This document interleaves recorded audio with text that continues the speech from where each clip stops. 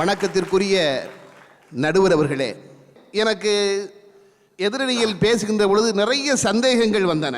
நம்ம டாக்டர் பேசுகின்ற பொழுதும் சரி, இனியவன் பேசுகின்ற பொழுதும் சரி, இனியவன் பேசுகின்ற பொழுது பேச்சில் மட்டுமல்ல, நம்முடைய நண்பர் விஜயகுமார் மிஸ்டர் இனியவன் என்று கேட்டார்.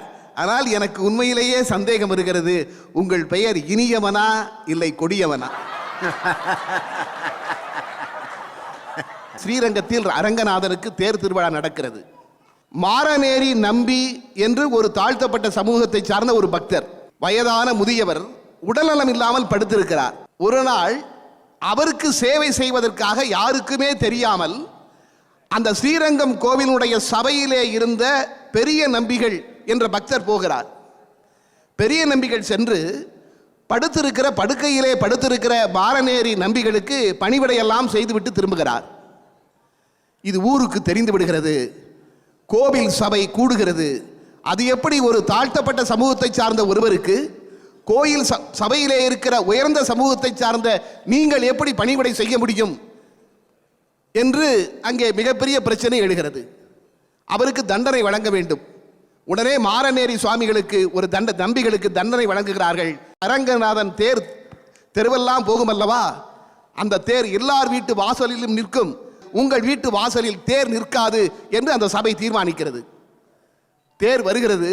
அப்பொழுது படுக்கையிலே படுத்திருந்த மாரநேரி நம்பிகள், அந்த தாழ்த்தப்பட்ட சமூகத்தை சார்ந்த அந்த அரங்கநாதனுடைய பக்தர், அரங்கா இது என்ன திருவிளையாடல் என்று மனதிற்குள்ளே முனகினாராம். நான் சொல்வது கதை அல்ல, சம்பவம், நடந்த உண்மை சம்பவம்.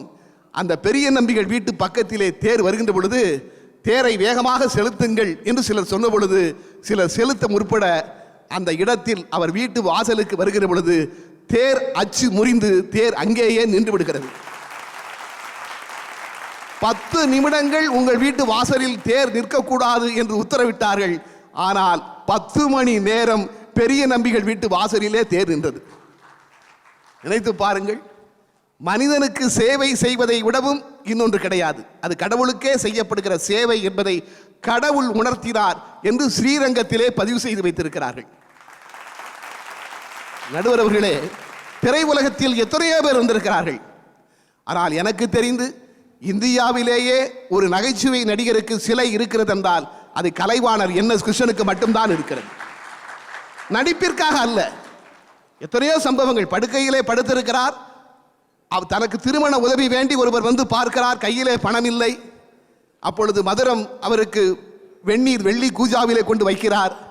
வெள்ளி கூஜாவை பார்த்தவுடன் TA மதுரத்திடம் NS கிருஷ்ணன் சொல்கிறார், உள்ளே சென்று மருந்து மாத்திரை எடுத்துட்டு வா என்று சொல்கிறார். இது மருந்து சாப்பிட நேரம் இல்லை என்று மதுரத்திற்கும் தெரியும். மதுரம் உள்ளே போகிறார். அப்பொழுது அங்கே வந்த அந்த துணை நடிகரிடம் அந்த வெள்ளி கூஜாவை எடுத்து கொடுத்து, இதை விற்று நீ பணமாக்கிக்கொள் என்று NS கிருஷ்ணன் கொடுக்கிறார். தன் ஒன்றும் இல்லாத நேரத்திலும் அவர் கொடுத்தார். அதனால்தான் கண்ணதாசன் பாடினான், தப்பியே பிறந்த நெஞ்சம், தாய் நெஞ்சம், பிள்ளை நெஞ்சம், செப்பரும் கொடையின் நெஞ்சம், தேனிலே தோய்ந்த நெஞ்சம், ஒப்பிலாம் அணியாம் எங்கள் உயர் கலைவாணன் கொண்ட நெஞ்சம், இப்புவி உணனால் மட்டும் இனி பிறர் காணா நெஞ்சம். அதுதான். நீங்கள் நல்லது செய்தார் இன்று சிலையாக நின்று கொண்டிருக்கிறார். நாம் இன்று அவரை பற்றி பேசிக் கொண்டிருக்கிறோம். எத்தனையோ நகைச்சுவை நடிகர்கள் இருக்கிறார்கள். ஆனால் அவர்தான் நல்லதை செய்தார். அதுதான் உண்மை. ஹிட்லரை பற்றி நாம் கேள்விப்பட்டிருக்கிறோம். ஹிட்லருடைய தளபதி வாழ்ந்த ஒரு தெரு, அங்கே யூதர்களும் வாழ்ந்து கொண்டிருக்கிறார்கள் சிலர். அதிலே அந்த தளபதி தினமும் வேலைக்கு போகின்ற பொழுது, அதாவது இது நான் கற்பனை அல்ல, ஒருவர் கேள்வி கேட்கிறார். ஆனந்த விகடன் பத்திரிகையிலே மதனிடம் ஒருவர் கேள்வி கேட்கிறார். நான் சிலருக்கு வணக்கம் சொல்கிறேன், சிலர் பதில் வணக்கம் கூட சொல்ல மாட்டேன் என்கிறார்களே. நாமே பார்த்துருக்கிறோம். நம்ம வணக்கமாக ஒன்றுமே சொல்ல மாட்டாங்க. சில பேர் தலையை மட்டும் அசைப்பாங்க. பதில் வணக்கம் கூட சொல்ல மறுக்கிறார்களே, இது சரியா என்று கேட்ட பொழுது மதன் கூறிய பதில் இது. ஹிட்லருடைய தளபதி வாழ்ந்த தெருவில் சில யூதர்கள் வாழ்ந்தார்கள். அவர் தினமும் வேலைக்கு செல்கின்ற பொழுது அவர் அந்த வீட்டை கிராஸ் பண்ண உடனே குட் மார்னிங் தளபதி என்று கேப்டன் என்று சொல்வாராம். குட் மார்னிங் கேப்டன் என்று சொல்வாராம். அதை இவர் பார்த்து விட்டு போய்விடுவார். இவர் பதிலுக்கு வணக்கம் சொல்ல மாட்டார். இது நடந்து கொண்டே இருக்கிறது. ஒரு நாள் இந்த தளபதி பணியிலே இருக்கிறார். ஒரு 100 யூதர்களை பிடித்து கொண்டு வந்திருக்கிறார்கள். இவர்களுக்கு தண்டனை வழங்க வேண்டும். தளபதி சொல்கிறார், இந்த 100 பேர்களையும் தூக்கிலே போட்டு விடுங்கள் என்று சொல்லிவிட்டு அவர்களை கடந்து அந்த தளபதி நடக்கிறார். அப்பொழுது குட் மார்னிங் தளபதி என்று குரல் கேட்கிறது, குட் மார்னிங் கேப்டன் என்று குரல் கேட்கிறது. திரும்பி பார்க்கிறார், தனக்கு தினந்தோறும் ஒரு மனிதர் குட் மார்னிங் சொன்னார் அல்லவா, அவரையும் அங்கே பிடித்து கொண்டு வந்திருக்கிறார்கள். தளபதி இவரை பார்த்துவிட்டு இவரை மட்டும் விட்டுவிட்டு மற்ற எல்லோரையும் தூக்கிலே போட்டு விடுங்கள் என்று சொன்னார். ஒரு சாதாரண குட் மார்னிங், ஒரு சாதாரண குட் மார்னிங் உயிரை காக்கிறது. அதைத்தான் சொல்கிறார். ஆக நாம் எதையும் எதிர்பார்த்து செய்ய வேண்டிய அவசியம் அல்ல, அது நடக்க வேண்டிய நேரத்தில் நடந்தே தீரும். அதுதான் உண்மை. வ.உ.சி.யை பற்றி சொன்னார் அல்லவா, இந்த தேசத்திற்காக இரட்டை ஆயுள் தண்டனை பெற்று சிறையிலே இருந்த அவர் வெளியே வருகின்ற பொழுது வரவேற்பதற்கு ஆட்களே இல்லை, 2 பேர் இருந்தார்கள். அதற்காக வ.உ.சி.யுடைய பெயர் குறைந்து விட்டதா? ஆட்களே இல்லை என்பதற்காக. பாஞ்சாலி உன்னிடத்தில் சேலை கேட்டாள், அதை நான் சொல்வதை விடவும் நீங்கள் பாடுவது இன்னும் சிறப்பாக இருக்கும். மை செட்டு வேலை ஆரம்பிச்சாச்சா?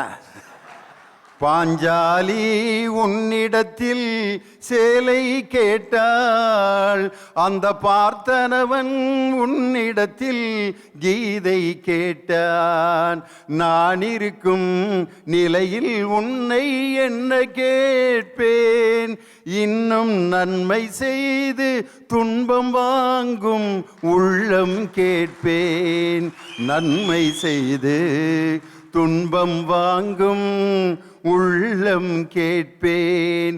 ஆட்டுவித்தால் யாரொருவர் ஆடாதாரே கண்ணா, ஆசை என்னும் தொட்டிலே ஆடாதாரே கண்ணா.